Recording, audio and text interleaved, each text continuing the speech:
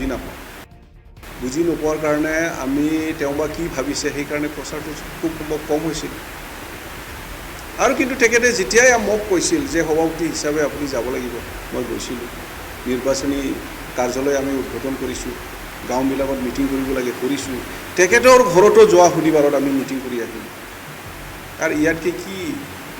য'ত মাতে তাতেই আমি গৈছিলোঁ কেতিয়ালৈ আপোনাৰ তেওঁৰ লগত যোগাযোগ নোহোৱা যোৱাকালি মই তেখেতৰ ঘৰত গৈছিলোঁ 11টামান বজাত গৈছিলোঁ তেখেতৰ লগত বহিছোঁ আলোচনা কৰিছোঁ আমাৰ দলৰ জ্যেষ্ঠ নেতাসকল আছে জিলাৰ কমিটিৰ বিষয়ববীয়াসকল আছে আৰু আমাৰ যিবিলাক ব্লক সভাপতিসকল আছিল মণ্ডল সভাপতি আছিল মোটামুটি আমি 50-60জনীয়া তেনেকুৱা তেখেতৰ ঘৰত যাই আমি আলোচনা কৰিছিলোঁ তেতিয়ালৈকে ঠিকেই আছে আমি বুজিব পৰা নাছিল যে তেখেতে যে ইমান মানে ভিতৰে ভিতৰে কামটো কৰি আছে আৰু কোন শক্তি সোমাই আছে আমিও বুজি পোৱা নাই এতিয়ালৈকে বুজি পোৱা নাই নিশ্চয় কোনোবা তৃতীয় শক্তি আছে নেকি থাকিব থাকিব এইটো শাসকীয় পক্ষ থাকিব পাৰে বিৰোধী পক্ষ থাকিব পাৰে বিৰোধীটো কেনেকৈ থাকিব বিৰোধীটো আমিহে বিৰোধী কৰি পেলাই কোৱাটো ঠিক নহ'ব অলপমান 2-3 ঘণ্টাৰ পিছত স্পষ্টকৈ ওলাই যাব তেনেকুৱা কোৱা নাই কিন্তু আছে ইয়াত নিশ্চয় যদি নাথাকে তেখেতে আজি আমি শুনিলোঁ গুৱাহাটীত যায় প্ৰেছ মিট দিছে গুৱাহাটীত কি যাবলগীয়া আছে প্ৰেছ মিট দিব লাগে আপোনালোকে আছে ইয়াত আপোনালোকৰ মাজেদি দিব পাৰি এইটো কথা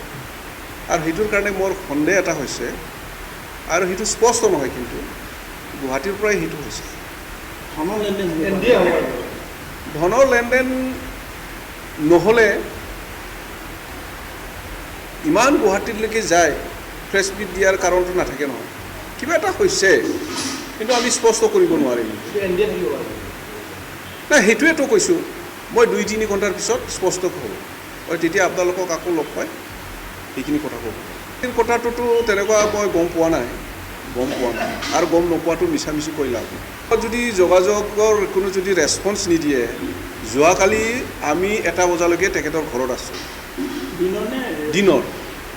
আমি গোটেই জিলাৰ যিখিনি বিষয়ববীয়া আছে ওদালগুৰি সমষ্টিৰ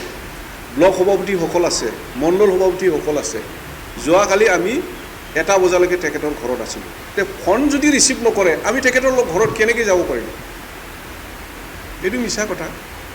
আৰু কাকবা যদি তেওঁ ফোন কৰাতে যদি ৰেছপন্স দিয়া নাই আসাম টক্স আপোচবিহীন অসম কণ্ঠ